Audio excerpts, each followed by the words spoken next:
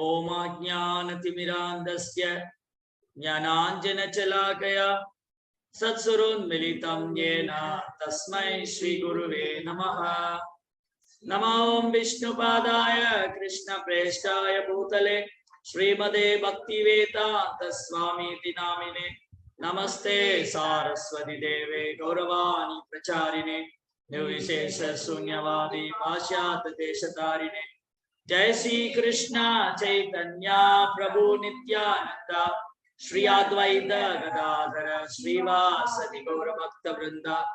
हरे कृष्णा कृष्णा कृष्णा हरे हरे, हरे राम राम राम हरे हरे। हरे कृष्णा। பக்தர்கள் அனைவருக்கும் இனிமையான மாலை வணக்கம். இன்றைய பகவத்கீதை வகுப்புல கலந்துட்டு இருக்கிற எல்லா பக்தர்களுக்கும் என்னுடைய பணிவான நமஸ்காரம். இன்று நாம் பகவத்கீதையில் படித்தது 18ஆம் அத்தியாயம், பகவத்கீதையுடைய கடைசி அத்தியாயம். முடிவு துறவின் பக்குவம், பதம் 7 மற்றும் 8.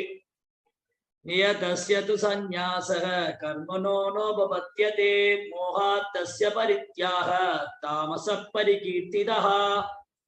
விதிக்கப்பட்ட கடமைகளை என்றுமே துறக்கக்கூடாது. ஆனால் மயக்கத்தினால் ஒருவன் தன்னுடைய கடமையை துறந்தால் அத்தகைய துறவு தமோ குணத்தில் இருப்பதாக கூறப்படுகிறது. துக்கம் இத்யேவ யத் கர்ம காய க்லேஷ பயாத்யயேத் சக்ருத்வா ராஜசம் தியாகம் நைவத்யாக பலம் லபேத். தொல்லை நிறைந்தவை என்று கருதியோ உடல் அசௌகரியத்துக்கான பயத்தினாலோ விதிக்கப்பட்ட கடமையை துறப்பவர் ரஜோகுணத்தில் துறப்பவராக கூறப்படுகிறது. அத்தகைய செயல் துறவின் பலனை ஒருபோதும் வழங்கியதார். சரி, அப்ப இந்த அத்தியாயத்துல பகவான் துறவரத்தை பற்றி எடுத்துரைக்கின்றார். துறவரம், சந்நியாசம், சந்நியாசி அல்லது ஒரு துறவி, ஒரு சாது. சரி, இப்ப கேள்வி என்னன்னா, துறவி என்பவர் யார்? யார் துறவி? யார் சந்நியாசி? யார் ஒரு சாது? இன்னைக்கு சமுதாயத்துல நிறைய துறவிகள் இருக்காங்க, நிறைய சந்நியாசிமார்கள் இருக்காங்க, நிறைய சாதுக்கள் இருக்காங்க. இதுல துறவரம் என்றால் என்ன? முதல் கேள்வி, இன்றைய வகுப்பின் முதல் கேள்வி, துறவரம் என்றால் என்ன? பதில் தெரிந்தவர் கையை தூக்கலாம். துறவரம் என்றால் என்ன? சீதலா மாதை சொல்லுங்க. ஹரே கிருஷ்ணா பிரபு. பௌதிகமாக துறப்பது அது ஒரு துறவும் பிரபு. ஆன்மீகத்தில் பகவானுக்காக துறப்பது ஒரு துறவு, உண்மையான துறவு. அது மனதால் துறப்பதுதான். இல்ல, நீங்க என்ன சொல்ல வரீங்க? துறவரம்னா என்ன? தன்னுடைய சுகத்திற்காக இல்லாமல் பகவானுக்காக துறப்பது துறவும் பிரபு. பகவானுக்காக துறவரம் ஏற்றுக்கொள்ள வேண்டும், தன்னுடைய சுகத்துக்காக இல்லாம, அப்படின்னு நீங்க சொல்றீங்க இல்லையா? எஸ் பிரபு. சரி, விஸ்வேஸ்வரி மாதாஜி நீங்க சொல்லுங்க. ஹரே கிருஷ்ண பிரபு, பிரணாம். பௌதீக நோக்கங்கள் எதுவும் இல்லாம முழுசா தன்னையே பகவானையே முற்றிலும் சார்ந்து இருப்பது துறவரம்.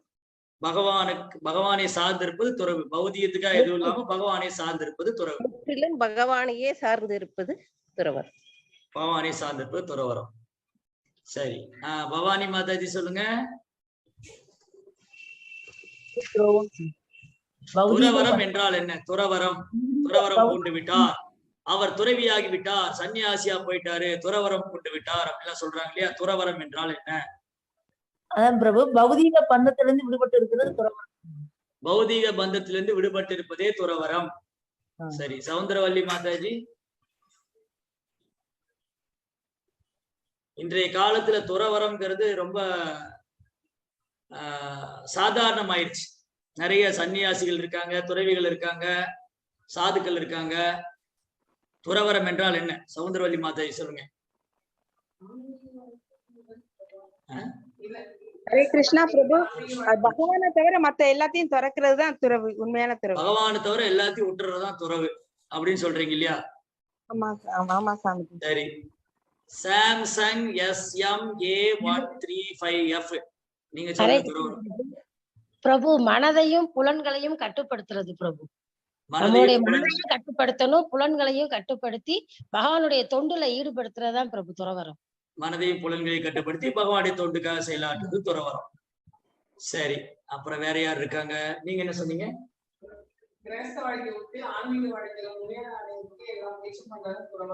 குடும்ப வாழ்க்கையை விட்டு விட்டு ஆன்மீக வாழ்க்கையில் முன்னேற்றம் அடைவது துறவரம். சரி, பெரும்பாலும் சமுதாயத்துல இன்றைய உள்ள காலகட்டத்துல பெரும்பாலும் சமுதாயத்துல துறவரம் அல்லது துறவி அப்படின்னு யார சொல்லுவாங்க? பதில் தெரிஞ்சவங்க கை தூக்கலாம். அடுத்து இப்போ நீங்க துறவரத்தை பத்தி உங்களுடைய கருத்துக்களை பதிவிட்டிருக்கீங்க, அது அப்படி இருக்கட்டும், அதை நான் பரிசீலனை செய்வோம். இப்ப அடுத்த கேள்வி என்னன்னா, இன்றைய காலகட்டத்துல யாரை ஒருத்தங்க இவர் துறவி, அவர் சன்னியாசி, அவர் துறவரம் பூண்டு விட்டார் அப்படின்னு யாரை பார்த்து சொல்லுவாங்க? சௌந்தரவல்லி மாதாஜி, ஒரு நிமிஷம். சௌந்தரவல்லி மாதாஜி. ஹரே கிருஷ்ணா பிரபு. வாழ்நாள் முழுவதும் பிரம்மச்சரியா இருந்து துறவரம் ஏத்தவங்களதான் துறவின்னு சொல்லுவாங்க. ஓகே, கல்யாணம் பண்ணாம பிரம்மச்சரிய விரதம் இருக்கிறவங்கள துறவின்னு சொல்றாங்க. சரி, அடுத்தது அப்புறம் சீதலா மாதாஜி. ஹரே கிருஷ்ண பிரபு. இன்றைய சமுதாயத்துல பொதுவாவே மக்களோட கண்ணோட்டம் என்னன்னா, காவி உடை தரிச்சிட்டு நாமம் தரிச்சிட்டு பட்டை போட்டு விட்டு வெளிவேஷம் போடுறவங்கள சன்னியாசி துறவி அப்படின்னு சொல்றாங்க. புற தோற்றத்தால் ஒருவர் தோற்றத்தை வைத்துக் கொண்டு சன்னியாசி என்று நினைக்கின்றார்கள். அவர் உலக வாழ்க்கையிலிருந்து ஓய்வு பெற்று விட்டார், அவர் ஆசிரம வாழ்க்கை வாழ்கின்றார், அவர் கஷாயம் பூண்டு காவி உடை அணிந்திருக்கின்றார், அப்ப வெளி தோற்றத்தை வைத்து இன்றைய காலத்துல ஒருத்தர் துறவின்னு சொல்றாங்க. சரி, அப்புறம் சாம்சங் SMA 135F பிரபு. அதுதான் பிரபு நானும் சொல்லுவேன், காவி ட்ரெஸ் போட்டாலே அவங்கள துறவின்னு ஏத்துக்கிறாங்க பிரபு. காவி ட்ரெஸ் காவி போட்டாலும் ஒரு சன்னியாசி துறவி ஏத்துக்கிறாங்க. சரி, நீங்க என்ன சொன்னீங்க? நீங்களா தான் சொல்றீங்க. ஓகே, அப்போ இன்றைய காலகட்டத்துல ஒருத்தர் துறவி அப்படின்னா யார சொல்லுவாங்க அப்படின்னா, என்ன நீங்க எப்ப பாரு ஹரே ராமா ஹரே கிருஷ்ணான்னு பிரேயர், நீங்க சன்னியாசியா போயிட்டீங்களா? உங்களுக்கு குடும்பம் எல்லாம் கிடையாதா? நீங்க எப்ப பாரு ஹரே ராமா ஹரே கிருஷ்ணா இந்த பைக்குள்ள கையை விட்டு எதையோ உருட்டிக்கிட்டே இருக்கீங்களே, அவ்வளவுதான். என்னது நீங்க பகவத்கீதை எல்லாம் படிக்கிறீங்க, அது பகவத்கீதை எல்லாம் படிச்சா நீங்க சன்னியாசி என்ன சாமியாரா போறீங்களா? அவ்வளவுதான். அவரு சாமியாரா போனாரு, அவர் மனைவியை கூட்டிட்டு குடும்பத்தோட போயிட்டாங்க, குடும்பத்தோட அவங்க சாமியாரா போயிட்டாங்க, சன்னியாசியா போயிட்டாங்க. அவங்க இந்த உலக வாழ்க்கையில எதுவுமே ஈடுபட மாட்டாங்க. அப்ப இன்றைய காலகட்டத்துல கலியுகத்துல பெரும்பாலும் துறவரம் என்று நினைத்து கொண்டிருப்பது, அவங்க யாராவது அதிகமாக பக்தி செய்கின்றார்கள், பக்தியில அதிகமா ஆர்வம் காமிக்கிறாங்க, கோயிலுக்கு தொடர்ந்து போறாங்க, நெற்றியில நாமம் திலகம் போட்டிருக்காங்க, இல்ல விபூதி பட்டை பூசி இருக்காங்க. சிலர் விபூதி பட்டை பூசி ருத்ராட்சம் அணிந்திருப்பார்கள். சிலர் நெற்றியில திருமண் ஊர்த்துவ புண்டரீகம் திலகம் போட்டிருப்பாங்க. அந்த மாதிரி உள்ளவங்க பார்த்தாலே சாமி சாமி ஆயிட்டீங்களா அப்படி சொல்லுவாங்க. அதுவும் பெரும்பாலும் நம்ம ஊர்ல வழக்கு என்னன்னா, ஐயப்ப மலைக்கு சாமி மாலை போட்டா அவர் சாமி ஆயிடுவாரு. அந்த 48 நாள் அதெல்லாம் கூட இன்னைக்கு காத்துல விட்டாங்க. ஒரு காலத்துல ஐயப்ப மலைக்கு சாமி மாலை போடுறவங்க சாமின்னு சொல்லுவாங்க. அவங்க 48 நாள் விரதம் இருப்பாங்க. அந்த 48 நாள் அப்படியே குறைஞ்சு 30 நாள், 15 நாள், 10 நாள், 2 நாள் ஆயிடுச்சு. அந்த மாதிரி உள்ளவங்க யாராவது ஐயப்பன் கோயிலுக்கு போறாங்க, சபரிமலைக்கு போறாங்களோ சாமின்னு சொல்லுவாங்க, அவங்க துறவின்னு சொல்லுவாங்க. தொடர்ந்து ஐயப்பன் கோயிலுக்கு போயிட்டு இருந்தாலே அவர் சாமியாருன்னு சொல்லிடுவாங்க. தொடர்ந்து யாராவது கோயிலுக்கு போறாங்க, விபூதி பட்டை பூசிருக்காங்க, அவங்க ஆன்மீகமாக ஏதேனும் செயலை செய்தால் அவரை துறவி என்று முத்திரை குத்தி விடுவார்கள். இன்றைக்குள்ள காலகட்டத்துல ஒருத்தர் என்ன நினைக்கிறாங்க, வெளி தோற்றத்தை வைத்துக் கொண்டு துறவியை தீர்மானிக்கின்றார். அதோ அங்க ஒரு துறவி இருக்கின்றார், அவர் ஆசிரம வாழ்க்கை வாழ்கின்றார், அவருக்கு குடும்பம் கிடையாது, அதனால அவர் துறவி. அவர் உலக வாழ்க்கையில் ஈடுபடுவதில்லை, அவர் ஏதோ தத்துவம் பேசுகின்றார், அவர் உபன்யாசம் வழங்குகின்றார், அவர் ஏதேனும் யோக முறையை கற்றுக் கொடுக்கின்றார், அவர் ஏதேனும் அற்புதங்கள் புரிகின்றார், இந்த கிரியா பண்ணுங்க, அந்த கிரியா பண்ணுங்க, இந்த முத்ரா பண்ணுங்க, அந்த முத்ரா பண்ணுங்க, அந்த மாதிரி விளம்பரம் செய்கின்றார். அந்த கிரியா, இந்த கிரியா, யோக முறைகள் அந்த மாதிரி கற்பிக்கிறவங்கள இந்த காலத்துல துறவின்னு நினைச்சுக்கிறார். துறவி. இப்ப கலிகாலத்துல குருசாமின்னு ஐயப்பன் கோயில்ல சொல்லுவாங்க. நிறைய பேரை மாலை போட்டு கூட்டிட்டு போனா அது குருசாமி ஆயிடுறாரு, சாமிக்கே குருவாயிடுறாரு. மாலை போட்டவங்க சாமி ஆயிட்டாங்க, அந்த சாமியெல்லாம் கூட்டிட்டு போறது குரு, அவர் குருசாமி ஆயிட்டாரு. குருசாமி, ஆசாமி, இந்த மாதிரி நிறைய சாமி இருக்காங்க நம்ம ஊர்ல. நம்ம ஊர்ல சாமிகளுக்கு பஞ்சமே இல்லை. முக்குக்கு முக்கு, தெருவுக்கு தெரு குருசாமி, ஆசாமி, அந்த சாமி, இந்த சாமி, பேர்ல கூட கந்தசாமி, சின்னசாமி, முழுசாமி எல்லாம் வச்சிருப்பாங்க. சாமி கண்ணு அது மாதிரிலாம். சோ கலியுகத்துல என்ன ஒரு வேடிக்கைன்னா, யாரேனும் சிறிது ஆன்மீக விஷயங்களை பயிற்சி செய்தால், யாரேனும் சிறிது ஆன்மீக விஷயங்களை பயிற்சி செய்கின்றார், தினமும் கோயிலில் சென்று வழிபாடு செய்கின்றார் அப்படின்னா ஒரு சாமியார். பள்ளிக்கூடத்துக்கு திலகம் போட்டு போகின்றார், நெற்றியில திலகம் வச்சுட்டு போறாங்க குழந்தைங்க. என்ன நீங்க சாமியாரா? நான் கூட எனக்கு நல்ல ஞாபகம் இருக்கு. சின்ன வயசுல நான் பள்ளிக்கூடத்துக்கு போக பட்டை போட்டிருக்கேன். அப்ப நான் இஸ்கான்ல இல்லை. இஸ்கான்ல இல்லாம நான் சின்ன வயதுல நான் சிவனுடைய பக்தனாக இருந்தேன். அப்ப என்ன பண்ணும், நெற்றி நிறைய திருநீர் பூசி, திருநீர் பூசி போனா அதான் சாமியார் வந்துட்டாரு அப்படின்னு சொல்லுவாங்க. அப்புறம் இன்னொரு எனக்கு நண்பர் ஒருத்தர் இருந்தார், அவரு திருமண் போட்டிருந்தார். அவர் ஸ்ரீ வைஷ்ணவத்தை சார்ந்தவங்க. அவருக்கு நாமதாரின்னு பேர் வச்சிட்டாங்க. நாமதாரி. அவரை நாமதாரி என்று கூப்பிடுவார்கள், அழைப்பார்கள். என்னை சாமியார் என்று அழைப்பார். அதனால ஒரு காலகட்டத்துல என்ன ஆயிடுச்சுன்னா, கலியுகத்துல யாரேனும் சிறிது ஆன்மீக விஷயங்களை பயிற்சி செய்தால், சிறிது ஆன்மீக அடையாளத்தை காண்பித்து விட்டால் உடனே அவரிடம் முத்திரை குத்தி விடுவார்கள். இவர் சாமியாரு, அவர் சாமியாரு, அவங்க துறவி அப்படின்னு முத்திரை குத்திடுவாங்க. சிறிது ஆன்மீகத்தின் நாட்டம் காட்டித்தான். அப்ப எந்த மாதிரி ஒரு கட்டமைப்பு உருவாகியது என்றால், சினிமா, டிராமா, டிவி, அப்புறம் அரசியல் தலைவர்கள், சமுதாயத்துல பெரிய பொறுப்புல இருக்கிறவங்க, அவர்களும் என்ன ஒரு கட்டமைப்பு உருவாக்கி விட்டார்கள். யாரேனும் சிறிது பக்தியை வெளிப்படுத்தி விட்டால் உடனே அவர் சாமியார் என்று முத்திரை குத்தி விடுவார். சாமியார்கள் அப்படின்னு பட்டம் கொடுத்துருவாங்க. இன்னைக்கு வேற வேற பேர்லாம் கொடுக்குறாங்க, சங்கி, மங்கி, அது மாதிரிலாம் பேர் கொடுக்குறாங்க. யாராவது ஆன்மீக விஷயத்தை பத்தி பேசினா அவர் சங்கி, மங்கி, அந்த மாதிரி பேரெல்லாம். மாதிரி கலியுகத்துல நம்முடைய கலாச்சாரம், நம்முடைய வேத சாஸ்திரங்களை கற்பது, நம்முடைய வேத கலாச்சாரத்தை பின்பற்றுவது, நம் வேத சாஸ்திரங்களை படிப்பது, அதை நடைமுறையில பயிற்சி செய்தால் உடனே அவர் சாமியார் என்று முத்திரை குத்தி விடுவார் இமீடியட்டா. அது ஒரு பக்கம். இனி ஒரு பக்கம், அதற்கு தகுந்தாற் போல போலி சாமியார்கள் நிறைய இருக்கு கலியுகத்துல. அவர்கள் தோற்றத்தில் சாதுவா இருப்பாங்க, இன்னைக்கு ஒருத்தர் பணம் சம்பாதிக்கணும் அப்படின்னா, அவன் ஸ்கூல்ல இருந்து படிச்சு, காலேஜ் படிச்சு, அப்புறம் என்ஜினியரிங் படிச்சு, இல்ல டாக்டருக்கு படிச்சு, அட்வொகேட் படிச்சு, எல்லாம் படிச்சு கடைசியில போய் அந்த துறையில் வேலை பார்த்து, அதுக்கப்புறம் ஒரு சம்பாதிச்சு ஒரு சாதாரண வீடு கட்டணும். ஹரே கிருஷ்ணா. நிறைய பேர் அன்மியூட்ல இருக்காங்களே. ஒரு சாதாரண வீடு கட்டணும் அப்படின்னா உடனே அவங்க லோன் போடணும், கஷ்டப்படணும். லோன் போட்டு பட்டு அங்கோலப்பட்டு அதுக்கப்புறம் தான் அவங்க வீடு கட்ட முடியுது. ஒருத்தர் வீடு கட்டணும், கல்யாணம் பண்ணணும் அப்படின்னா அவங்க ரொம்ப கஷ்டப்படுறாங்க.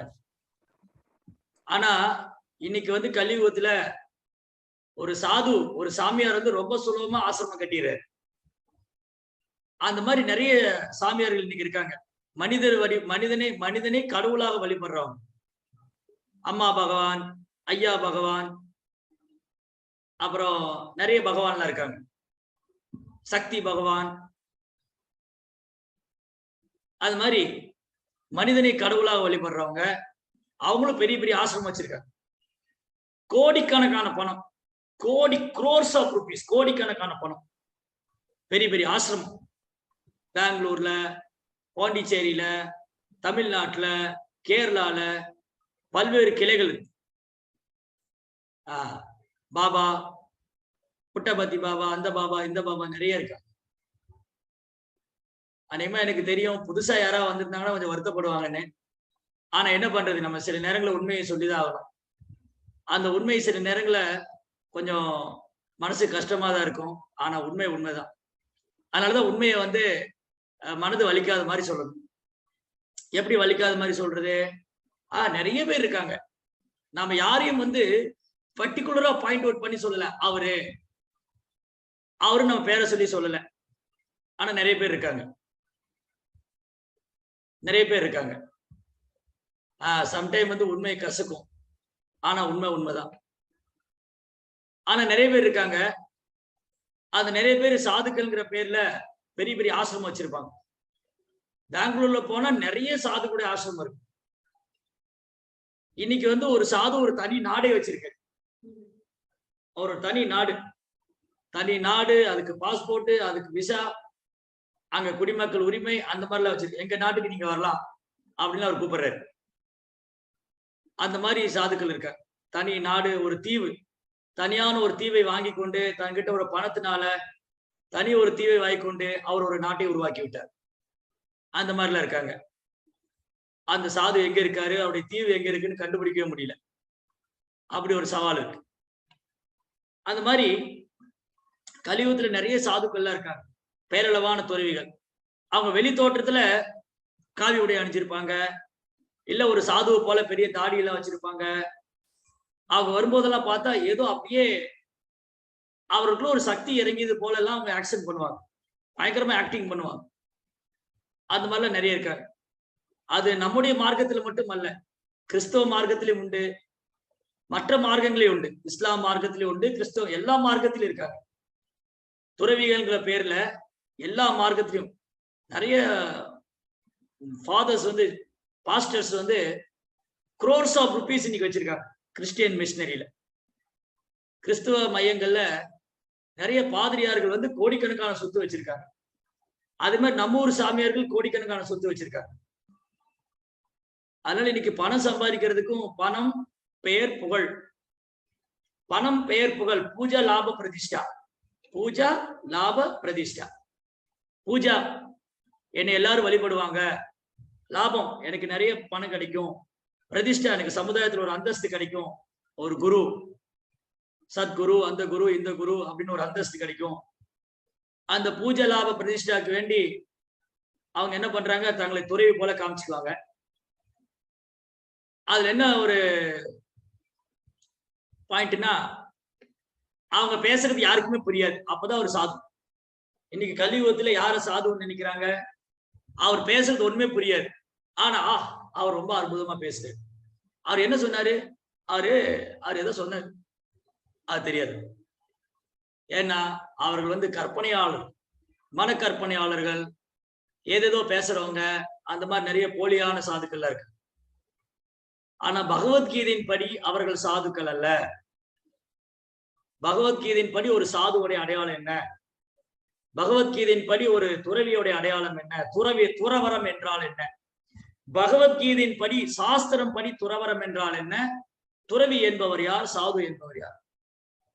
அதான் இந்த அத்தியாயத்தோட முதல் கேள்வி. இந்த அத்தியாயத்துல முதல் அர்ஜுனன் ஒரு கேள்வி கேட்கிறார். சந்நியாசஸ்ய மகாபாகோ தத்துவம் இச்சாமி வேதிதும் தியாகஸ்ய ரிஷிகேஷ பிரதக்கேஷி நிஷூதனா. அர்ஜுனன் வினவினார், ஓ பலம் பொருந்திய புயங்களே உடையவரே கிருஷ்ணா, தியாகம் மற்றும் சந்நியாசத்தின் நோக்கத்தை புரிந்து கொள்ள நான் விரும்புகிறேன். ஓ கேசி என்ற அசுரனை கொன்றவரே, உலன்களின் அதிபதியே. என்ன இங்க அர்ஜுனன் கிருஷ்ணரே கிருஷ்ணன்னு சொல்லாம பல பேர் சொல்லியிருக்காரு. நேரடியா கிருஷ்ணான்னு சொல்லாமே, அவர் ரிஷிகேஷான்னு சொல்லியிருக்காரு, கேசினிசூதன் சொல்லியிருக்காரு, புலன்களின் அதிபதி ரிஷிகேஷான்னு சொல்லியிருக்காரு. ரிஷிகேஷா, கேசினிசூதனா, ஏன் இந்த மாதிரி பேரு சொல்றாரு? அப்ப இந்த பேருக்கான அர்த்தம் பின்னாடியே ஒழிஞ்சிருக்கு. சரி, யாருக்கு தெரியும் பார்க்க. ரிஷிகேஷன் என்ற பெயருடைய அர்த்தம் என்ன? ரிஷிகேஷன் பதில் தெரிஞ்சவங்க கை தூக்கலாம். ரிஷிகேஷன் நவமணி மாதாஜி சொல்லுங்க. ஹரே கிருஷ்ணா பிரபு. புலன்களை அடக்குபவர் ரிஷிகேசர். புலன்களை அடக்குபவர் அப்படிங்கறதோட புலன்களை வழிநடத்துபவர்னு சொல்லணும். புலன்களை வழிநடத்துபவர். சரி, அடுத்தது ரிஷிகேஷா. கேசி நிசூதனா. கேசி நிசூதனா என்ன? கேசி நிசூதனா கேசி என்ற அரக்கனை வதம் செய்தவர். கம்ச நிசூதனா மதுசூதனா. மது என்ற அரக்கன், மது என்னும் அறியாமை அரக்கனை வதம் செய்தவர். கம்சன் என்ற பயமே சுரூபமான அரக்கனை வதம் செய்தவர். கேசி என்ற அசுரன், கேசி என்ற அசுரனை கொன்றவர். புலன்களின் அதிபர் ரிஷிக ஈஷா. ரிஷிக ஈஷானா புலன்களின் எஜமான். கோவிந்தா பசுக்களுக்கும் புலன்களுக்கும் இன்பம் தருவர். அப்ப ஏன் அர்ஜுனன் இந்த கேள்வி கேட்கிறாருன்னா, அர்ஜுனன் மறைமுகமாக இங்கு அறிவுறுத்துகிறார். அவர் என்ன புரிந்து கொண்டிருக்கின்றார்? ஒருவன் சந்நியாசம் என்றால் தியாகம், சந்நியாசம் துறவு என்றால் அவன் புலன்களை வென்றிருக்க வேண்டும். புலன்களை வெல்லாதவனால சந்நியாசியா இருக்க முடியாது. புலன்களை வென்றவர்கள் தான் கோஸ்வாமி. சுவாமி என்றால் மாஸ்டர். கோஸ்வாமி அப்படின்னா புலன்களை வென்றவர், புலன்களின் எஜமான். சனாதன கோஸ்வாமி, ரூப கோஸ்வாமி, இந்த மாதிரி நிறைய கோஸ்வாமி சுவாமி அல்லது மகராஜ்.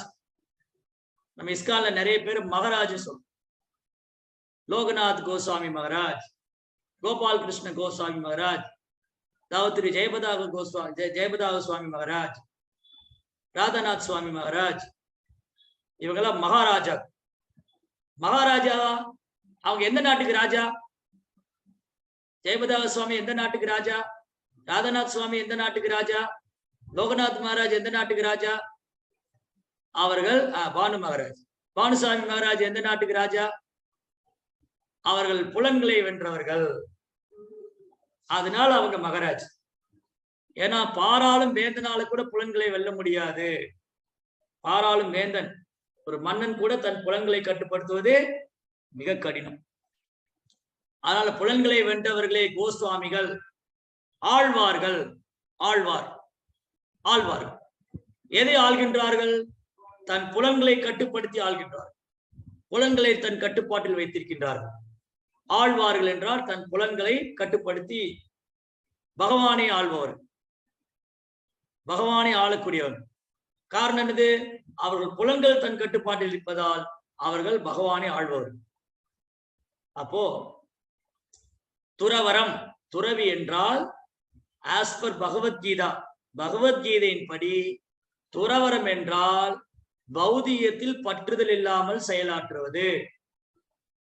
இன்னொரு விதமா சொன்னா கிருஷ்ணருக்காக செயலாற்றுவது. துறவரம் என்றால் செயலின் பற்றுதல் கொள்ளாம செயலாற்றுவது. துறவரம் என்றால் கிருஷ்ணருக்காக செயலாற்றுவது. துறவரம் என்றால் அந்த செயலின் பலனை தியாகம் செய்வது. தியாகம், துறவரம் ரெண்டு இருக்கு. சந்நியாசம், தியாகம், சந்நியாசம். தியாகி அல்லது சந்நியாசி. தியாகி ஒருவர் என்ன பண்றாரு? தன் செயலின் பலனை தியாகம் செய்து விடுகிறார். தியாகி அப்படின்னா எதையாவது தியாகம் பண்ணும். இன்னைக்கு தமிழ்நாட்டுல, இந்தியாவுல நிறைய தியாகிகள் இருக்கு. சுதந்திர போராட்ட தியாகி என்ன பண்ணாரு? நாட்டுக்காக தன்னுடைய வாழ்க்கையை தியாகம் செய்தார். அவருக்கு அரசாங்கத்துல பட்டயம் எல்லாம் கொடுக்கிறார். சுதந்திர போராட்ட தியாகி. அவர் நாட்டுக்கு விடுதலைக்காக தன் வாழ்க்கையை அர்ப்பணித்தார். அவர் தன் உத்தியோகத்தை தியாகம் செய்தார். அவர் தன் குடும்பத்தை தியாகம் செய்தார். நாட்டுக்காக தியாகம் செய்தார் அப்படின்னு ஒரு தியாகின்னு சொல்ற. தியாகி செயலின் பலனில் பட்டுதல் கொள்ளாமல் செயலாற்றுவது. செயலின் பலனில் பட்டுதல் கொள்ளாமல் செயலாற்றுபவரே தியாகி. இன்னைக்கு அந்த மாதிரி தியாகி யாரா இருக்காங்களா? இன்னைக்கு நிறைய பேர் வந்திருக்காங்க, கிட்டத்தட்ட ஒரு 50 பேர். நாங்க காலையில எந்திரிச்சோடனே ஆபீஸ்க்கு வேலைக்கு போறோம். அங்க போய் நான் என் ஓனர்கிட்ட சொல்றேன், ஐயா நீங்க எனக்கு சம்பளமே கொடுக்க வேண்டாம், நான் ரொம்ப சந்தோஷமா உங்களுக்கு வேலை பண்ணி கொடுக்குறேன். நான் செயலுடைய பலனில் பற்றுக்கொள்வதில்லை, அந்த செயலின் பலனை நான் துறந்து விட்டேன். பகவத்கீதையில் பகவான் சொல்லியிருக்கின்றார், செயலில் பற்றுதல் கொள்ளாதே, செயலின் பலனை அனுபவிக்கும் ஆசைப்படாதே, உன் கடமைக்காக மட்டுமே செயலாற்று. அதனால நான் இங்க வேலைக்கு வந்திருக்கேன், எனக்கு சம்பளம் எல்லாம் ஒண்ணு வேணாம் அப்படின்னு நீங்க யாராவது சொல்லுவீங்களா? அப்படி யாராவது ஒரு துறவி இருக்கீங்களா? அப்படி இருந்தா கை தூக்கலாம். மேபி நீங்க ஓனரா கூட இருக்கலாம். என் கம்பெனில வேலை பார்க்கறவங்க யாருக்குமே நான் சம்பளம் தர மாட்டேன். அவங்க வந்து ஒரு துறவுக்காக வந்து வேலை செய்யறாங்க. அவங்க துறவு அவங்க எதுவுமே அட்டாச் பற்றுதல் இல்லாம இருக்காங்க. அந்த செயலுடைய பலனை அவங்க அனுபவிக்க விரும்புறது இல்ல. அப்படி யாரா இருக்காங்க?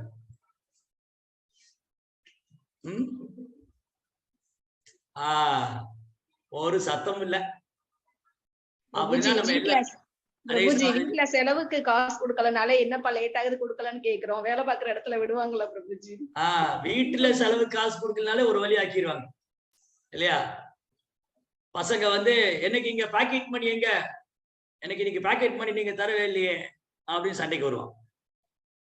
அதே மாதிரி மனைவி சொல்றாங்க, கணவரே நீங்க வேலைக்கு போங்க, சம்பளம் எல்லாம் வாங்காம வாங்க, சும்மா தியாகம் மாதிரி வேலை செஞ்சுட்டு வாங்க அப்படிலாம் எந்த மனைவி சொல்ல மாட்டாங்க. அப்படி ஒரு தியாகி கல்யாணம் பண்ண யாரும் தயாரா இல்லை. அப்படி ஒரு தியாகி பார்க்க முடியாது, அந்த தியாகியை கல்யாணம் பண்ண யாரும் தயாரா இல்லை. எனக்கு சில அனுபவங்கள்லாம் இருக்கு. 2 விதமான அனுபவம் கிடைச்சது. ஒண்ணு வந்து ஸ்ரீ சம்பிரதாயத்துல, இன்னொன்னு நம்ம சம்பிரதாயத்துல. ஸ்ரீ சம்பிரதாயத்துல ஒரு நாள் நான் வந்து வாடிக்கையா ஒரு கோயிலுக்கு போவேன். அங்க இருக்கிற பக்தர் வந்து எனக்கு ரொம்ப பழக்கமாயிட்டாரு. அவரு பிரம்மச்சாரியா இருக்கு. அவர் ஸ்ரீ சம்பிரதாயத்துல அந்த கோயில்ல பகவானுக்கு சேவை பண்றாரு, பிரம்மச்சாரியா இருக்காரு. அவர் வந்து கல்யாணம் பண்ணலான்னு ஆசைப்பட்டாரு. அவர் வந்து பிரம்மச்சரிய வாழ்க்கை போதும், இன்னைக்கு கிரகஸ்த ஆசிரமத்து இல்லற வாழ்க்கையில போலாம் அப்படின்னு ஒரு பெண் தேட ஆரம்பிச்சாரு. கல்யாணத்துக்கு சரியான பொண்ணு தேட ஆரம்பிச்சாரு. அவர் தேடுறாரு. அவர் தலையில உள்ள முடியெல்லாம் குட்டி போயிடுச்சு. அவர் ஒரு நாள் என்கிட்ட சொன்னாரு, சுவாமி, எங்களுடைய சம்பிரதாயத்துல பெண்களுக்கு கிடைப்பதே பெரும் குதிரை கொம்பாக இருக்கின்றது. நான் வந்து கோயில்ல சேவை பண்றேன், பிரம்மச்சரிய வாழ்க்கையில இருக்கேன், பகவானுக்கு கைங்கரியம் பண்றேன், அதெல்லாம் ஒரு தகுதியா பாக்குறது இல்ல அவங்க. நான் வந்து ஒரு பையனை கல்யாணம் செய்ய வேண்டும். அவர் எங்க வேலை செய்கின்றார்? அவர் சாப்ட்வேர் கம்பெனில சாப்பிட்டு வேலை பார்க்கிறாரா, சாப்பிடாம வேலை பார்க்கிறாரா? அவர் ஐடி பார்க்ல வேலை பார்க்கிறாரா, டைட்டில் பார்க்ல வேலை பார்க்கிறாரா? அவர் மாதம் எவ்வளவு லட்சம் சம்பாதிக்கின்றார்? அத நீ கேக்குறாங்க அப்படின்னு வருத்தத்தோட சொன்னார். நான் படிச்சிருக்கேன், ஆனா எனக்கு பகவானுடைய கைங்கரியம் போதும், நான் கைங்கரியம் பண்றேன், ஆனா இல்லற வாழ்க்கையில போலான்னு நினைச்சா எனக்கு யாருமே பொண்ணு கொடுக்க மாட்டேங்கிறாங்க அப்படின்னு சொன்னாரு. அது கொஞ்சம் வருத்தமா தான் இருந்து. அவர் முயற்சி பண்றாரு, ஆனா பொண்ணு கிடைக்கும். இப்படி இன்னைக்கு கலியுகத்துல யாருமே துறவரத்தை விரும்புறது இல்லை. ஆனா துறவரத்துல இருக்கிற மாதிரி காமிச்சுக்குவாங்க. எங்களுக்கெல்லாம் ஒரு அட்டாச்மெண்ட், ஒரு பட்டுதெல்லாம் ஒண்ணு கிடையாதுங்க அப்படின்னு சொல்லுவாங்க. ஆனா ஆடம்பரமான வாழ்க்கையை விரும்புவாங்க. ஈவன் உயர்ந்த குலத்துல பிறந்திருக்கிறவங்க கூட பிறப்பால தங்களை உயர்ந்த குலம் நினைச்சுக்கிறவங்க, அவங்க என்ன நினைக்கிறாங்க, இன்னைக்கு வந்து அதெல்லாம் என்ன, நிறைய சம்பாத்தியம் இருக்கா, கார் இருக்கா, பங்களா இருக்கா, வீடு இருக்கா, அவ கல்யாணம் பண்ணிடலாம், அவ்வளவுதான், லைஃப்ல வந்து செட்டில் ஆயிடும், அதான் நினைக்கிறாங்க. அது மாதிரி நம்ம சம்பிரதாயத்தை கூட நான் நிறைய பேரை சந்திச்சிருக்கேன். அவங்கெல்லாம் அப்படிதான். பெரும்பாலான ஆள்கள் என்ன நினைக்கிறாங்க, அவர் கோயில்ல பிரம்மச்சரியா இருக்காரா அப்படின்னா அவர் எப்படி கல்யாணத்துக்கு அப்புறம் எப்படி தன்னை பராமரிப்பாரு, எப்படி பாத்துக்குவாரு, அந்த பெண்ணை வச்சு எப்படி குடும்பம் நடத்துவாரு அப்படிங்கிற சந்தேகம். அதனால அந்த பையன் எங்க வேலை பார்க்கிறாரு, எவ்வளவு சம்பாதிக்கிறாரு, அவர் வந்து, ஏன்னா பெரும்பாலானருக்கு பகவான் மேல நம்பிக்கையை குறைந்து விட்டு, பேரளவுக்கு தான் பக்தி. பகவான் மேல நம்பிக்கை இருந்ததுன்னா ஒரு நல்ல குணவான், நல்ல ஒரு ஆன்மீகத்துல பகவானுக்கு கைங்கரியம் பண்ணக்கூடிய ஒரு பக்தனை திருமணம் செய்து கொண்டால் அவருடைய வாழ்க்கையை பகவான் பார்த்துக் கொள்வார், அவங்க குடும்ப வாழ்க்கைய பகவான் கவனிச்சுக்குவாரு அப்படிங்கிற இந்த தியாகம் எல்லாம் இப்ப கிடையாது. அதெல்லாம் ரொம்ப குறைஞ்சிருச்சு ஒரு காலத்துல. ஆனா ஒரு காலத்துல இருந்தது. புராணத்துல ஒரு அழகான கதை உண்டு. கர்தம முனிவர் வந்து தபம் செய்யறாங்க, அவர் திருமண வாழ்க்கைக்கு போகணும்னு நினைச்சாங்க. அப்ப பகவான்கிட்ட பிரார்த்தனை பண்ணாங்க, எனக்கு வந்து நான் இல்லற வாழ்க்கையில செல்ல வேண்டும், கர்தம மகரிஷி. அப்ப என்ன பண்ணாங்க, ஸ்வயம்புவ மனு, இந்த உலகத்துக்கே சக்கரவர்த்தி, மனித குல தந்தை ஸ்வயம்புவ மனு. அந்த ஸ்வயம்புவ மனு என்ன பண்ணாங்க, அவங்க பொண்ணுக்கு வந்து கல்யாணம் மாப்பிள்ளை பாக்குறாரு. தேவகுதி. தேவகுதி அப்படி ஒரு அழகு, அப்படி ஒரு அழகான பொண்ணு. இந்த உலகத்துக்கே சக்கரவர்த்தியான மனுவனுடைய மகள், மனிதகுல தந்தையான மனுவின் மகள், ராஜகுமாரி. அவங்க என்ன பண்ணாங்க? கர்தம மகரிஷியை பார்த்த உடனே அவரை நான் திருமணம் செய்து கொள்கின்றேன். அந்த ஒரு தூய பக்தர், அவரு பகவானுக்கு கைங்கரியம் பண்றாரு, பகவானை லீலைகளை ஸ்மரணம் செய்கின்றார், அதனால் அவரை என் கணவராக ஏற்றுக்கொள்கிறேன் அப்படின்னு அவங்க வாழ்க்கையை தியாகம் பண்ண. அப்ப கர்தம முனிவர் தன் வாழ்க்கையை பகவானுக்காக தியாகம் செய்திருக்கின்றார். தேவகுதி தன் கணவனுக்காக தன் வாழ்க்கையை தியாகம் செய்தார். அதனால பாகவதத்துல மிக சிறந்த பெண்கள்ல ஒருவர் தேவகுதி. விஜயராணி மாதாஜி கை தூக்கி இருக்காங்க, சொல்லுங்க மாதாஜி. ஹரே கிருஷ்ணா. சும்மா கை தூக்கிட்டாங்க போல இருக்கு. சரி, பரவாயில்ல. அப்போ தேவகுதி மிகச்சிறந்த உதாரணம்.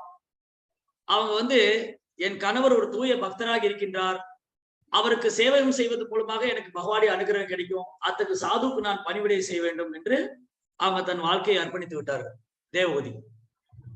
அதனால என்னாச்சு? பரம புருஷோத்தமனான பகவான் அவங்களுக்கு குழந்தையா வந்தார். கபிலதேவர் தேவகுதிக்கும் கர்தமருக்கும் மகனாக பகவானே குழந்தையா வந்தாரு. தேவகுதி தன் சுயநலம் எல்லாம் கருதாம, தன்னுடைய ஆசாபாசம் இன்ப துன்பம் எதுவுமே பொருட்படுத்தாம அவங்க கணவனுக்கு பணிவிடை செய்தாங்க.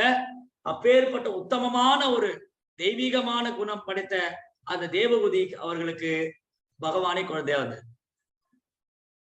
அதனால துறவரம்ங்கிறது இன்னைக்கு காலகட்டத்துல ரொம்ப கஷ்டம்.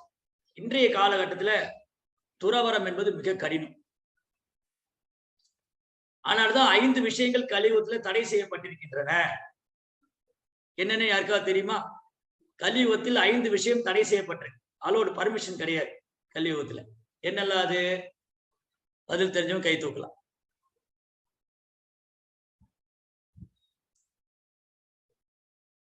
சீதலா மாதாஜி சொல்லுங்க. சந்நியாசம் தடை செய்யப்பட்டிருக்குங்க பிரபு. சந்நியாசம் தடை செய்யப்பட்டிருக்கு. அப்புறம் தம்பி அவர் கூட உறவு கொண்டு மகனை பெற்று, சகோதரன் மூலமா குழந்தை பெற்றுக் கொள்வது. அப்புறம் 2 சொல்லியிருக்கீங்க. செல்லி மாதாஜி சொல்லுங்க. யாகத்துல மிருகத்தை, பசுவையும் குதிரை, யாகத்துல மிருகங்களை பலியிடுவது. முன்னோர்களுக்கு இந்த முன்னோருக்கு இறந்து போன மாமிச பட்சங்களை படைக்கிறது. இன்னும் 1 பாக்கி இருக்கு. அஸ்வமேதம், கவாலம்பம், சந்நியாசம், பலபாத்ரிகம், தேவரேட சுகோபாத்னி கலோ பாஞ்ச விவர்ஜதே. கலியுகத்துல 5 விஷயங்கள் தடை செய்யப்பட்ட. இதுக்கு தகுதியே கிடையாது. கலியுக மக்களுக்கு இதில் தகுதியே கிடையாது. அதனால 5 விஷயங்கள் தடை செய்யப்பட்டிருக்கு. 1 அஸ்வமேத யாகம். அஸ்வமேதம் என்ற ஒரு பிரம்மாண்டமான யாகம் செய்வதற்கு அதற்கு தகுதி வாய்ந்த மன்னனோ பிராமணனோ செல்வமோ கிடையாது. அதனால அது தடை செய்யும். நோ அஸ்வமேத யாக ரெக்கமெண்டட் இன் கலியுகா. கலியுகத்துல அஸ்வமேத யாகம் செய்ய அனுமதி கிடையாது. பவானி மாதாஜி கை தூக்கி இருக்காங்க, சொல்லுங்க மாதாஜி. அவங்களும் சும்மா தூக்கிட்டாங்க போல இருக்கு. ஓகே, பரவாயில்ல. சோ அஸ்வமேத யாகம் கலியுகத்தில் தடை செய்யப்பட்டிருக்கு. அஸ்வமேதம், கவாலம்பம், யாகத்துல பசுக்களை பலியிடுவது, மிருகத்தை பலியிடுவது. அஸ்வமேதம், கவாலம்பம். சந்நியாசம், சந்நியாசம் எடுத்துக்கொள்வது. அஸ்வமேதம், கவாலம்பம், சந்நியாசம், பலபாத்ரி, இறந்து போன முன்னோர்களுக்கு மாமிச பட்சங்களை படைப்பது. தேவரேன சுகோபாத்மி, சகோதரன் மூலமாக குழந்தை பெற்றுக் கொள்வது. இந்த 5ம் கலியுகத்தில் தடை செய்யும். முந்தைய யுகங்கள்ல இருந்தது. முந்தைய யுகங்கள்ல துவாபர யுகத்துல, திரேதா யுகத்துல அஸ்வமேத யாகம் பண்ணாங்க. சன்னியாசமார்கள் சன்னியாசம் எடுத்துக்கிட்டாங்க. சிறிய வயதிலேயே சன்னியாசம் எடுத்துட்டாங்க. ஈவன் கலியுகத்துல ஆரம்பத்துல கூட ராமானுஜ ஆச்சாரியர், மாத்வாச்சாரியர், அப்புறம் ஆதிசங்கரர், சைதன்ய மகாபிரபு, இவங்கெல்லாம் இளம் வயதிலேயே சன்னியாசம் எடுத்துட்டாங்க. ஆனா அதுக்கு பின்னாடி நிறைய காரணம் இருக்கு. அதை நம்ம பின்னாடி பார்ப்போம். ஆனா பெரும்பாலும் சன்னியாசம் கலியுகத்தில் தடை செய்யப்படும். ஏன்னா அதுக்குண்டான துறவர வாழ்க்கையை வாழ்வதற்கான தகுதி படைத்த சன்னியாசிகள். சன்னியாசி என்றாலே அவன் சன்னியாசம் எடுத்துக்கொண்டாலே இறந்தவன் ஆகி விடுகிறான். ஒருத்தர் சன்னியாசி எடுக்கும் போது அவருக்கு இறுதி சடங்கெல்லாம் பண்ணிடுவான். அவர் ஒரு இறந்தவன் தான். துளி கூட ஜடத்துல எந்த ஒரு பற்றுதல், உலக விஷயத்துல பற்றுதல், அரசியல் விவகாரத்தில் ஈடுபடுவது, அரசியல், சமுதாயம், குடும்பம் அனைத்தையும் துறந்தவன் அவன் தான் துறவி. ஆனா அந்த மாதிரி துறவிகளை கலியுகத்துல பாக்குறது ரொம்ப அபூர்வம். அரசியல், சமுதாயம், குடும்பம், செல்வம், சொத்து, ஆசிரமம், ஆசிரமத்துல செல்வம், சொத்து, அதெல்லாம் துறக்கிற சன்னியாசி இன்னைக்கெல்லாம் கிடையாது. அஸ்வமேதம், கவாலம், யாகத்துல மிருகத்தை பலியிடுவது, அஸ்வமேத யாகம் செய்யறது. ஒரு காலத்துல யாகத்துல மிருகத்தை பலியிடுவது வழக்கமா இருந்தது. பழைய குதிரை, வயதான குதிரை, முதிர்ந்த குதிரைகளை, மிருகங்களை யாகத்துல போடுவாங்க. அந்த குதிரை புதிய சரீரத்தோட வெளியும் அகைன் நெக்ஸ்ட் பாடி புதிய சரீரத்தோட வரும். அப்புறம் தகுதி வாய்ந்த சன்னியாசிகள் இருந்தாங்க. அஸ்வமேதம், கவாலம்பம், சன்னியாசி, பல பாத்திரிகம். முன்னோர்களுக்கு மாமிச பட்சணம் படைக்கிறதும் கடுமையா தண்டிக்கப்படும். அவங்க நரக வாழ்க்கையில மேலும் கஷ்டப்படுவாங்க. ஏற்கனவே பண்ண பாவத்துக்கு நரகத்துக்கு போயிருக்காங்க. ஏற்கனவே செய்த பாவத்துக்கு முன்னோர்கள் நரகத்தில் தண்டனை அனுபவித்துக் கொண்டிருக்கலாம். அப்படி உள்ள முன்னோர்களுக்கு மாமிச பட்சணம் கொடுக்கும் போது அவங்க மேலும் துன்பத்துக்கு ஆளாகும். அதனால பித்ரு சாபத்துக்கு ஆளாகும், பித்துக்களுடைய சாபம். அப்புறம் சகோதரன் மூலமா குழந்தை பெற்றுக் கொள்வது ஒரு வழக்கம் இருந்து. மகாபாரதத்துல கூட வியாச மகரிஷி மூலமாக திருதராஷ்டிரர், பாண்டுவெல்லாம் குழந்தையா வந்துதான் நம்ம படிச்சிருக்கோம். ஆனா கலியுகத்தில் இவை அனைத்தும் தடை செய்யப்பட்டது. இவை அனைத்தும் தடை செய்யப்பட்டது. கலியுகனால ரொம்ப ரொம்ப டீக்ரேட், ரொம்ப கீழே போயிடுச்சு. அதனால துறவர வாழ்க்கை அப்படிங்கிறது கலியுகத்துல சாத்தியம் இல்லை. அர்ஜுனன் கூட ஆரம்பத்தில் நினைச்சா நான் துறவியா போயிடலாம், எனக்கு இந்த மகாபாரத யுத்தம் வேண்டாம். அப்ப கிருஷ்ணன் சொன்ன, அர்ஜுனா அது உனக்கு சாத்தியம் இல்லை. நீ ஒரு சத்திரியன், ஒரு கிரகஸ்தன், உன்னுடைய செயலை நீ துறக்க முடியாது. அதனாலதான் இந்த ஸ்லோகத்துல சொல்ற, என்ன சொல்றாரு? விதிக்கப்பட்ட கடமைகளை என்றுமே துறக்க கூடாது. ஆனால் மயக்கத்தினால் ஒருவன் தன்னுடைய கடமையை துறந்தால் அத்தகு துறவு தமோ குணத்தில் இருப்பதாகும். அர்ஜுனன் என்ன நினைச்சுக்கிட்டாரு? நான் ஏன் யுத்தம் பண்ணணும், அது தேவையில்லை அப்படின்னு தன் கடமையிலிருந்து பின்வாங்குகிறார் அறியாமையினால். இந்த யுத்தம் தர்மத்துக்கான யுத்தம். இந்த யுத்தம் பகவானுடைய மேற்பார்வையில் நடக்கின்றது. இந்த யுத்தம் கிருஷ்ணருக்கானது அப்படிங்கிறத மறந்து போய் அவர் மயக்கத்தினால அவர் பின்வாங்க நினைக்கிறார். அத்தகு துறவு தமோ குணம் என்று கிருஷ்ணர் சுட்டி காண்பிக்கிறார். அறியாமையினால துறவரம் பூள்வது தமோ குணம். நான் இதை செய்ய மாட்டேன், எனக்கு இந்த யுத்தம் வேண்டாம், நான் காட்டுக்கே போயிடுறேன், நான் பிக்ஷை எடுத்து வாழ்றேன். இப்படி எல்லாம் முதல் அத்தியாயம், பகவத்கீதையின் முதல் அத்தியாயத்தில் அர்ஜுனன் வாதம் செய்தார். பெரும் வாதம். முதல் அத்தியாயத்துல ஏறக்கூடிய 47 ஸ்லோகங்கள் இருக்கு. 46 47 ஸ்லோகம் இருக்கு. அதுல பகவான் ஒரே ஒரு ஸ்லோகம் தான் பேசுறாரு. அது கூட என்ன? பீஷ்ம துரோண பிரமுகதா. யார் வந்திருக்காங்க பாரு அர்ஜுனா, பீஷ்மர் வந்திருக்காரு, துரோணர், இது மட்டும் தான் சொல்றாரு. மீதி முழு 90% முதல் அத்தியாயத்தின் 90% ஸ்லோகம் அர்ஜுனன் தான் பேசுற. வாதம் பண்றார். செயலை பண்ண, இந்த யுத்தம் செய்ய மாட்டேன், நான் துறவியாக சென்று விடுகிறேன், ஏன்னா அது தொல்லை நிறைந்தது. அடுத்தது என்ன சொல்ற? தொல்லை நிறைந்தது என்று கருதியோ, 8வது ஸ்லோகம், தொல்லை நிறைந்தது என்று கருதியோ உடல் அசௌகரியத்துக்காக பயத்தினாலோ விதிக்கப்பட்ட கடமையை துறப்பவன் ரஜோகுணத்தில் துறப்புவதாக கூறப்படுகிறது. அத்தகைய செயல் துறவின் பலனை ஒருபோதும் வழங்குகிறார். அவ முதல்ல அர்ஜுனன் யுத்தம் செய்ய மாட்டேன்னு சொல்றது மயக்கத்தினால், அறியாமையினால, அது தமோ குணம். 2வது யுத்தம் செய்ய மாட்டேன்னு சொல்றது தொல்லை வரும், தேவையில்லாத தொல்லை, இவங்க எல்லாம் கொல்லப்படுவாங்க, இது எனக்கு சந்தோஷம் தராது, எனக்கு துக்கமே கொடுக்கும் அப்படின்னு நினைச்சது வேணாங்க, அது ரஜோகுணம். அப்ப உண்மையான துறவு என்னது? அடுத்த ஸ்லோகம், 9வது ஸ்லோகம். ஆக்சுவலி 9வது ஸ்லோகம் நாளைக்கு தான், பட் இது கனெக்ஷன் இருக்கு. காரியம் இத்யேவ யத் கர்ம யதம் கிரியதே அர்ஜுனா சங்கம் த்யக்த்வா பலம் செய்வ சத்யாக சாத்விகோ மதஹ. ஓ எனது அருமை அர்ஜுனா, ஒருவன் தமது விதிக்கப்பட்ட கடமையை செய்யப்பட வேண்டும் என்பதற்காக செய்து, நான் கடமைக்காக மட்டுமே செயலாற்றுவேன் என்று செய்து, பௌதிக சங்கத்தையும் பலனுக்கான பற்றுதலையும், செயலுடைய ரிசல்ட் அதுல அட்டாச்மெண்ட் இல்லாம, நான் செய்த செயல் பற்றுதல் கொள்ளாமல் அதை துறப்பவன், ரிசல்ட் அதை வெறும் கடமைக்காக செயலாற்றி கொண்டு பற்றுதலில் அந்த செயலுடைய பலனில் பற்றுதல் கொள்ளாமல் யார் செயலாற்றுகின்றானோ அத்தகு அவனது துறவு சத்துவ குணத்தில் இருக்கின்றது. சத்துவ குணத்தில் இருக்கு. அப்ப துறவு கூட 3 குணத்தில் இருக்கு. துறவரம் அல்லது சந்நியாசம், தியாகம் 3 குணம். அறியாமை குணம், தீவிர குணம், சாத்வீகமான குணம். அறியாமை குணத்தில் இருக்கிற என்ன நினைக்கிறாங்க? இது வேண்டாம், நான் சும்மா சோம்பேறியார். நிறைய பேர் இன்னைக்கு ஆசிரம வாழ்க்கையா, ஆசிரமம் என்னங்க அவங்க சும்மா உட்காந்துட்டு ஏதோ வரதை போட்டு வயிற்று நிரப்பிக்கிட்டு இருக்காங்க. அப்படி சில ஆசிரமங்கள்ல இருக்கு, அது உண்மைதான். சில ஆசிரமங்களில் சில மடங்கள் உண்டு. சில மடங்கள், சத்திரங்கள், ஆசிரமங்கள்லாம் இருக்கு. அங்க என்ன பண்ணுவாங்க?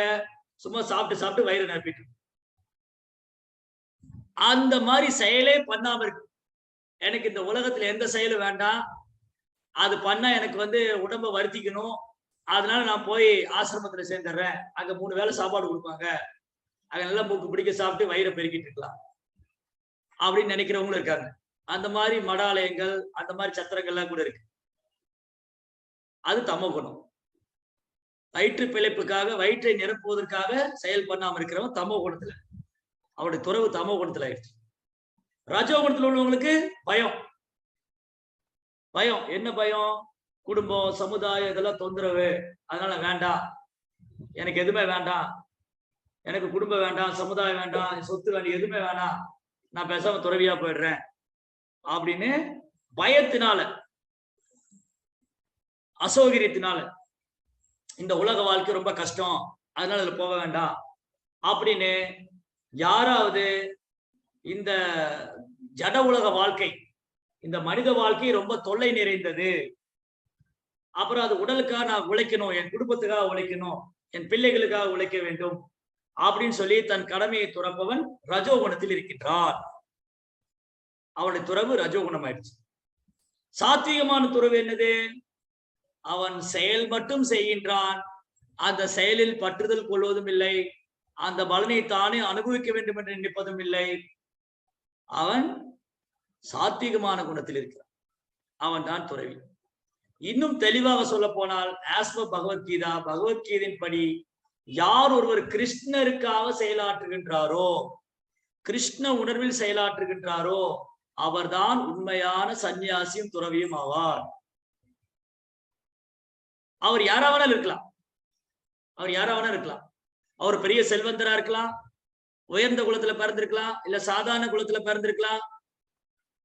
அவர் எந்த பிறப்பு, எந்த குலத்துல, எந்த இடத்துல பிறந்திருந்தாலும் அவருடைய செயல், அந்த செயலின் பலனை நான் அனுபவிக்க வேண்டும் என்ற எண்ணம் கொள்ளாது, வெறும் கடமைக்காக மட்டுமே செயலாற்றி கொண்டு கிருஷ்ணருக்காக செயலாற்றி கிருஷ்ணருக்கு அர்ப்பணிப்பவர், அவர்தான் உண்மையான துறவியும் சன்னியாசியும். பிரகலாத் மகாராஜா இல்லற வாழ்க்கையில் இருந்தார், அவர் சிறந்த துறவியும் சன்னியாசியும் ஆவார். நிறைய உதாரணம் பார்க்கலாம் சாஸ்திரங்கள்ல. ராஜ ரிஷி, அவர்களெல்லாம் ராஜ ரிஷி, ராஜான்னா உயர்ந்த வம்சம், ராஜகுலம். பாராளும் வேந்தன் யுதிஷ்டிர மகாராஜ், பரீட்சித் மகாராஜ், அம்பரீஷ் மகாராஜ், அவங்க இந்த உலகத்துக்கே சக்கரவர்த்தியா இருந்தாங்க. ஆனா அவங்க புலன்களை வென்றிருந்தார்கள். அந்த ராஜ்யம், சொத்து, சுகம், ஆடம்பர வாழ்க்கை, இது எதுவும் அவர்களை கவரவில்லை. அவருடைய மனம் பகவானுடைய தாமரை திருவடிகளை பட்டுக்கும். சபை மன கிருஷ்ண பாதார விந்தையோவா சாம்ச வைகுந்த குணானுவர்ணர். அம்பரீஷ மகாராஜாவுக்கு சேவை பண்ண 1000 லட்சக்கணக்கான சேவகர்கள், பணிப்பெண்கள், சேனாதிபதிகள், அமைச்சர்களா இருக்க, அவர் தன் கரங்களை கொண்டு கோயிலை சுத்தம் செய்தார். தன் பாதங்களை கோயிலுக்கு நடந்து செல்ல பயன்படுத்தினார். தங்க ரதம் இருக்கு, ஆனா காலில் நடந்து போனார் கோயிலுக்கு. கையை போய் கோயிலை சுத்தம் பண்ணார். கண்களால் பகவான் விக்கிரகத்தை சேவனம் செய்தார், தரிசனம் செய்தார். காதுகளால் பகவான் புகழ் கேட்டார். அவர் வாய் கொண்டு பகவான் புகழ் பாடினார். பகவானுக்கு நிவேதனம் செய்த மலர்களையும் துளசியும் நுகர்ந்தார். ஓரொரு அங்கத்தின் கிருஷ்ணனுடைய சேவையில் ஈடுபடுத்தினார். ஆனால் அம்பரீஷ் மகாராஜ் அவர் சிறந்த துறவியாகும். அதே சமயம் துர்வாசர் ஒரு துறவி. அவர் இல்லற பௌதிக உலக வாழ்க்கை கிடையாது, இல்லற வாழ்க்கை கிடையாது. ஆனா அவரால் கோபத்தை கட்டுப்படுத்த முடியல. அவர் அம்பரீஷர் மேல பகமை கொண்டார். அப்போ ஒரு வர்க்கத்தனமான செயற்கையான செயற்கையான முறையில வரட்டுத்தனமாக புலன்களை கட்டுப்படுத்தி இருக்கக்கூடிய துறவிக்கும் கிருஷ்ண உணர்வில் செயலாற்றும் துறவிக்கும் நிறைய வித்தியாசம். அம்பரீஷர் துருவரும். அம்பரீஷர் இந்த உலக வாழ்க்கையில் இருக்கிறாரு, பெரும் சக்கரவர்த்தி, நாடாளும் வேந்தன். துருவாசுரம் முற்றும் துறந்த முனிவர். ஆனா யாரு ஜெயிச்சாங்க கடைசியில? அம்பரீஷர் தான் ஜெயிச்சார். காரணம், அந்த உலக வாழ்க்கை அவர் கவரவில்லை. அவர் அது பகவானை சேவைக்காக மட்டுமே ஏற்றுக்கொண்டார். நர தேவதா, மனித வடிவில் இருக்கும் கடவுளாக இருக்கின்றார். இறைவனுடைய பிரதிநிதியாக, பகவானின் பிரதிநிதியாக இந்த பூமியை ஆண்டு வந்தார் அம்பரீஷர். ஜனகர், பகவத்கீதையில கிருஷ்ணர் ஜனகருடைய பேரை ரெக்கமெண்ட் பண்றார் அர்ஜுனன். கர்ம நைவகி சம்சித்தி மாசித்த ஜனகாதேக. அர்ஜுனா, நீ ஜனகரை போன்ற மன்னனின் அடிச்சுவட்டை பின்பற்ற வேண்டும். மகாஜனோ ஏனகதச வந்தாஹா, மகாஜனத்தின் அடிச்சுவட்டை பின்பற்ற வேண்டும். நீ ஜனகனை பின்பற்ற வேண்டும், ஜனகரை பின்பற்ற வேண்டும். ஜனகர் ஒரு துறவி இல்ல, அவர் இல்லற வாழ்க்கையில் இருந்தாரு, அவர் குடும்பம் இருந்தது, அவர் மிதிலாவின் சக்கரவர்த்தி. ஆனால் ராஜரிஷி. அப்பேற்பட்ட மன்னனுக்கு சீதா பிராட்டியாரே மகளாக தோன்றிவிட்டார். பகவான் ஸ்ரீ ராமர் மருமகன் ஆகிவிட்டார். பாருங்க என்ன ஒரு அழகு. அதனால சந்நியாசம் என்பது உடையால் அல்ல, தோற்றத்தால் அல்ல. அவர் கிருஷ்ணருக்காக செயலாற்றுகின்றாரா, கிருஷ்ண உணர்வில் இருக்கின்றாரா, தான் செய்த செயலின் பலனை தானே அனுபவிக்க வேண்டும் என்று அல்லாது அதை முற்றிலும் துறந்து விடுகின்றாரா, அவரே சன்னியாசியும் யோகியும் துறவியும் ஆவார். அவர் தான் தியாகி. அப்ப கிருஷ்ண உணர்வில் செயலாற்றக்கூடிய கிருஷ்ண பக்தனே மிகச்சிறந்த சன்னியாசியும் துறவியும் தியாகியும் ஆவார். பரீட்சித் மகாராஜ், யுதிஷ்டிர மகாராஜ், அம்பரீஷர், இவங்க எல்லாம் இல்லற வாழ்க்கையில் இருந்தவங்க. இல்லற வாழ்க்கையில் இருந்தாங்க, ராஜகுலத்துல இருந்தாங்க. ஆனா பெரும் துறவிகளா அதுல பற்றுதல் கொள்ளவே இல்லை. ஆனா துர்வாசர் என்ன பண்ணாரு? அவர் எல்லாத்தையும் விட்டுட்டாரு. எனக்கு ராஜ்யம் வேண்டாம், எனக்கு குடும்பம் வேண்டாம், எதுவும் வேண்டாம், நான் பிரம்மத்தை தியானம் பண்றேன். ஆனா அவரால் அதுல பக்குவம் அடைய முடியல. அவரால் கோபத்தை கட்டுப்படுத்த முடியல. விஸ்வாமித்திரரால் காமத்தை கட்டுப்படுத்த முடியல. சௌபரி முனினால காமத்தை கட்டுப்படுத்த முடியல. காரணம், அவங்க செயற்கையான முறையில துறவர வாழ்க்கையை பயிற்சி பண்ணாங்க.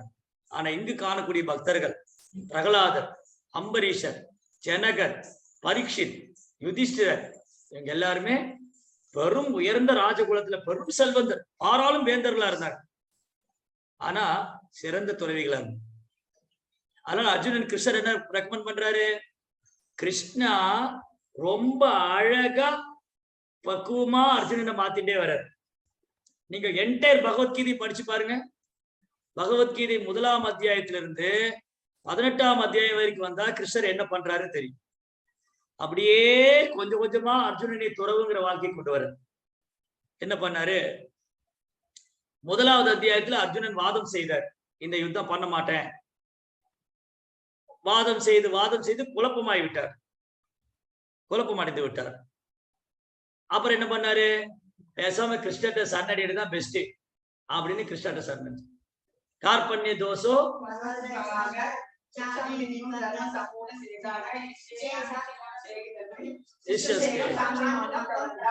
கிருஷ்ணா, என் கருமித்தனத்தால் நான் மிக குழம்பி போயிருக்கின்றேன். நான் என்ன செய்வது என்று எனக்கு புரியவில்லை. தாங்களே எனக்கு குருவாக இருந்து என்னை வழி நடத்து. அப்ப முதல்ல நண்பர்களா பேசினாங்க, வேலை நடக்கல. ரெண்டாவது கிருஷ்ணரை அர்ஜுனன் குருவா ஏத்துக்கிட்டார். குருவா ஏத்துக்கிட்டா உடனே கிருஷ்ணர் என்ன பண்றாரு? சீடனை கண்டிக்கின்றார். பிரஜாவாத அம்சபாசசே. பிரஜானா ரொம்ப புத்திசாலித்தனமா பேச. அர்ஜுனா, நீ ரொம்ப புத்திசாலித்தனமா பேசின, ஆனா அறிஞர்கள் வாழ்பவருக்கும் ஆண்டவருக்கும் வருந்துருது. என்ன ஸ்லோகம் அது? பிரஜாவாத அம்சபாச. யாருக்கு தெரியும்? 2nd சாப்டர்ல 11th ஸ்லோகம்.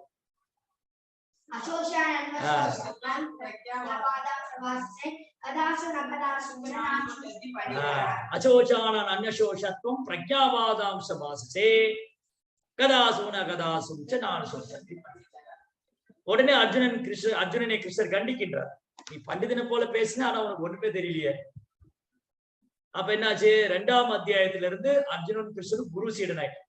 கிருஷ்ணா வந்து குரு, அர்ஜுனன் சீடர். அப்புறம் என்ன பண்ணாரு, 2ஆம் அத்தியாயத்துல நைஸா சொல்றாரு கிருஷ்ணா, அர்ஜுனா நீ இந்த யுத்தம் செய்தால் உனக்கு சொர்க்கத்தில் இடம் கிடைக்கும், உனக்கு புகழ் கிடைக்கும், பேர் கிடைக்கும், அதெல்லாம் சொன்னாரு. அதுக்கப்புறம் என்ன சொல்றாரு, நீ கர்மத்தை தியாகம் செய்ய வேண்டும். ஒன்னொன்னா ஸ்டெப் பை ஸ்டெப்பா கிருஷ்ணர் வந்து ரொம்ப அழகா கேன்வாஸ் பண்ணிட்டே வர, பிரச்சாரம் பண்ணிட்டே வர அர்ஜுனன். ஃபர்ஸ்ட் என்ன பண்ணாரு, உனக்கு இந்த யுத்தம் பண்ணா புகழ் கிடைக்கும், சொர்க்கத்துல இடம் கிடைக்கும். சரி, அது நீ விரும்பலையா, சரி பரவாயில்ல போட்டு, உன்னுடைய கடமைக்காக நீ செயலாற்று. கர்மண்யேவாதிகாரஸ்தே மா பலேஷு கதாஸ். செயல்ல உரிமை கொண்டாடாத, நீ செயல் மட்டும். அது கஷ்டமா இருக்கா, சரி எனக்காக நீங்க செயல்படு. கர்மயோகம் கிருஷ்ண உணர், கிருஷ்ணருக்காக செயலாற்று. சரி, அது கஷ்டமா இருக்கா, நீ யோகத்தை ஃபாலோ பண்ணு. தபசிப்பியோ அதிகோ யோகி, ஞானிப்பியோ அபிமதோதிக, கர்மிப்பியோ சாத்தியோகி, தஸ்மாத் யோகி பவ அர்ஜுனா. அர்ஜுனா நீ யோகியா இருக்க வேணும். உனக்கு கர்ம தியாகம் பண்ண கஷ்டமா இருக்கா, கிருஷ்ண உணர்வுல செயலாற்ற கஷ்டமா இருக்கா, நீ யோகியா இருந்துச்சு. அந்த யோகி இல்லாம சிறந்தவர் எனக்கு பக்தனா இருக்கிறது. யோகி நாம சர்வேஷா மத்கதே ரந்தராத்மனா ஸ்ரத்தாவான் பஜதே யோமாம் சமயுக்தம். எல்லா யோகிலும் சிறந்தவர். அப்ப என்னாச்சு, குருவும் சீடனா பேசிட்டு இருக்கிறவங்க 10ஆம் அத்தியாயம் வந்த உடனே பகவானும் பக்தனும். அப்ப அர்ஜுன் ஒத்துக்கிட்டாரு. என்ன சொன்னாரு, பரம் பிரம்ம பரம் தாம பவித்ரம் பரமம் பவா புருஷம் சாஸ்வதம் திவ்யம் ஆதிதேவம் அஜம். கிருஷ்ணா நீங்க தான் அந்த பரபிரம்மம், நீங்க தான் முழுமுதற் கடவுள். இப்ப என்னாச்சு, நண்பனாக பேசிக் கொண்டிருந்தவர்கள், குரு சீடனாக பேசிக் கொண்டிருந்தவர்கள் பகவானும் பக்தன்மாய், அர்ஜுனன் பக்தனாகிவிட்டார். இப்போ 18ஆம் அத்தியாயத்துல கிருஷ்ணர் என்ன சொல்றாரு, எல்லாத்தையும் விட்டுடு, என்னை சரணாகதி பண்ணு. சர்வதர்மான் பரித்யஜ்ய மாமேகம் சரணம் வ்ரஜ. எல்லா விதமான பேரமான தர்மம், பிராமணா சத்திரியா வைசியா சூத்ரா பிரம்மச்சாரி கிரகஸ்தன் சன்னியாசி எல்லாத்தையும் தூக்கி போட்டு என்னை மட்டும் சரணடைவாயானால் நான் உன்னை எல்லா பாவத்தையும் விடுவித்து விடுகிறேன், பயப்படாது. அப்ப கிருஷ்ணருக்காக செயலாற்றுவதுதான், கிருஷ்ணரை சரணாகதி பண்ணுவதுதான் சன்னியாசத்தோட பக்குவம். எப்ப சன்னியாசம் பக்குவமாகுது, எப்ப துறவு பக்குவமாகுது, துறவு எங்க முடியுது, கிருஷ்ணருக்காக செயலாற்றுவது, கிருஷ்ண உணர்வில் செயலாற்றுவது. அதான் பகவத்கீதையோடைய கன்க்ளூஷன். சோ ஃபைனலி கிருஷ்ணர் என்ன சொல்றாரு, எனக்காக செயல் பண்ணுங்க, என்னுடைய பக்தனா இருங்க, நீங்க உங்களுடைய செயலை எனக்கு அர்ப்பணம் பண்ணுங்க. மன்மனாபவ மத் பக்தோ மத்யாஜீமா நமஸ்து மாமேவை சத்தியம் தே பிரதிஜானி. சத்தியமா நீங்க கிட்ட வந்துடுவீங்க. அதனால மிக அழகாக இங்க சொல்லியிருக்காங்க இந்த அத்தியாயத்துல, துறவரம் என்பது கிருஷ்ணருக்காக செயலாற்றுவது, துறவரம் என்பது கிருஷ்ண உணர்வில் செயலாற்றுவது. உண்மையான துறவியும் சன்னியாசியும் தியாகியும் யாருன்னா, நான் செய்யக்கூடிய செயலில் பற்றுதல் கொள்ளாம யார் ஒரு கிருஷ்ணனுடைய திருப்திக்காக செயலாற்றுகின்றாரோ அவரே உண்மையான துறவியும் சன்னியாசியும். அவர் ஸ்கூலுக்கு போறவரா இருக்கலாம், அவர் வியாபாரம் பண்றவரா இருக்கலாம், அவர் ஹவுஸ் ஒய்ஃபா இருக்கலாம், அவர் யாரா வேணா இருக்கலாம், யாரா வேணா இருக்கலாம். அத்தகு பக்தன் மிகச்சிறந்த துறவியும் சன்னியாசியும். ஹரே கிருஷ்ணா. ஜெய் ஸ்ரீல பிரபுபாத் கி.